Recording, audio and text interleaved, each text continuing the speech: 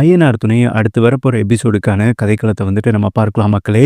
இந்த சூழல்ல வந்துட்டு நம்ம நெனச்ச மாதிரியே ஐயனார் துணை சீரியல் ஃபேன்ஸ் நெனச்ச மாதிரியே வந்துட்டு சேரனுக்கும், கார்த்தியாவுக்கும் வந்துட்டு திருமணம் நடக்குதுங்க. அத வந்துட்டு அவங்க பெற்றோர்களே நடத்தி வைக்கிறாங்க.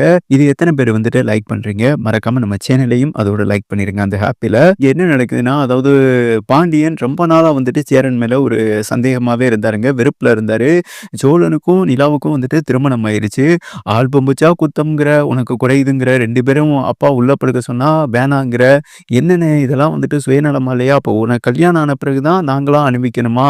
இதெல்லாம் வந்துட்டு ரொம்ப கேவலமா இருக்குண்ணே. உன்னையெல்லாம் நான் என்ன என்ன மாரி நெனச்சிருந்தேன் தெரியுமா? எவ்வளோ மரியாதை வச்சிருந்தேன் தெரியுமா? நீ இவ்வளோ கீழ்த்தரமா இருப்பேன்னு நெனச்சு கூட பார்க்கலையேன்னு அந்த அப்பாவி மனுஷன வந்துட்டு புரிஞ்சுக்காம திட்டினாரு. ஆனா ஆனா இன்னைக்கு அவருக்கு புரிஞ்சிருச்சுங்க. வக்கீலு புரிய வச்சாரு. நிலா அவசரப்படுறாங்க இல்லையா? எப்படியாவது சோழன்கிட்ட இருந்து டிவோர்ஸ் வாங்கிறேன்னு அவர் நல்ல மனுஷங்க 2 பேரும் வந்துட்டு உண்ணா வாழ்ந்தாங்கன்னா அது செம்மையா இருக்கும்னு சொல்றவங்க லைக் பண்ணுங்க. நான் வந்துட்டு செல்ஃப்ல முன்னேறன்னு முடிவெடுக்கிறாங்க.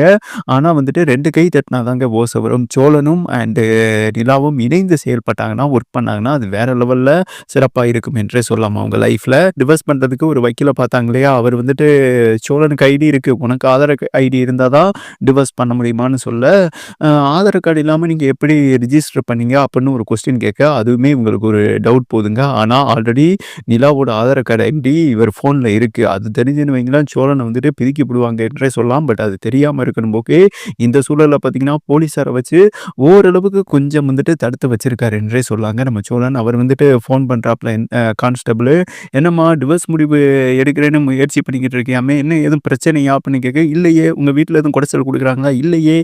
"அப்புறம் எதுக்கு நீ வந்துட்டு டிவோர்ஸ் முடிவ எடுக்கிறதா எனக்கு சில தகவல் வந்ததே."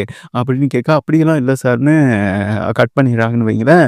சோழன்கிட்டயும் கேட்குறாங்க. அவர் எப்படி உருட்டுவாரு? அவரும் சொல்லிடுறாரு, "எனக்கும் ஃபோன் பண்ணி உங்கட்ட கேட்ட மாரி தான் கேட்குறாங்க. நானும் இல்லேன்ட்டேனே."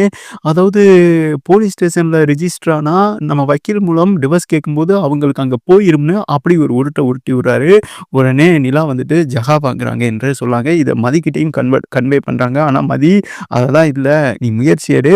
நம்ம அதுக்கப்புறம் பார்த்துக்கலான்னு வந்துட்டு அதாவது மேலும் பார்த்தீங்கன்னா, சோழனிடமிருந்து நிலாவ பிரிக்க நினைக்கிறாங்க இந்த மதி. பட் இது ஒரு ட்ராக்ல போகுது.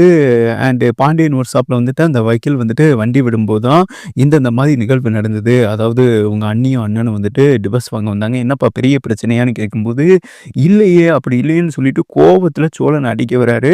அப்ப எல்லா உண்மையும் இந்தந்த மாதிரி, அந்தந்த மாதிரி, அந்தந்த மாதிரி, இந்தந்த மாதிரி, இந்தந்த மாதிரி, அந்தந்த மாதிரின்னு பாஸ்ட்ல நடந்ததெல்லாம் வந்துட்டு சொல்லிடுறாங்க. என் மேல தான் எல்லாம் தவறு இருக்கு. அவர் மேல தவறு இல்லைன்னு. அப்பதான் வந்துட்டு நம்ம சேரனை வந்துட்டு அண்ணனை தவறா புரிஞ்சுக்கிட்டோம்னு பாண்டியனுக்கு வந்துட்டு தெரிய வருதுங்க. மன்னிப்பு கேட்டு அழுகிறாரு. இல்லடா தம்பி, அதனால தான் வந்துட்டு நான் இப்படியெல்லாம் நடந்துக்கிட்டேன்னு சேரன் கன்வே பண்ண அழுதிறாரு. பாண்டியன் காலில் விழுந்துறாரு. உன்னை தவறா நினைச்சிட்டேன்னு. ஓகே, இந்த சூழல்ல வந்துட்டு பாண்டியன் எவ்வளவோ கெஞ்சுறாங்க பல்லவனும். "அண்ணி உங்க மேல உயிரே வச்சிருக்கோம் நீ. நீங்க வந்ததுக்கு அப்புறம் தான் அந்த வீடு ஏகப்பட்ட மாற்றம், பாசிட்டிவ் வைப் வந்திருக்கு. நீங்க இல்லைன்னா இந்த ஊரே கேவலமா பேசுறோம். ஆல்ரெடி எங்க அம்மா இல்ல, எங்க அம்மா வந்துட்டு எங்க அப்பா தான் கொன்னதா ஒரு பேச்சு போய்கிட்டு இருக்கு. அதுவே எங்களுக்கு ஒரு மிகப்பெரிய அசிங்கமா இருக்கு.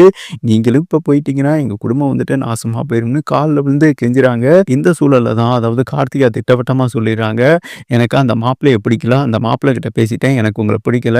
நான் ஒருத்தவர விரும்புறேன். எங்க மாமாவ விரும்புறேன்னு" அவர்கிட்ட சொல்லிட்டேன்னு சொன்னோனே சப்பு சப்பு சப்பு சப்புன்னு அவங்க அப்பா அவங்க அம்மா அட்டி நொறுக்குறாங்க.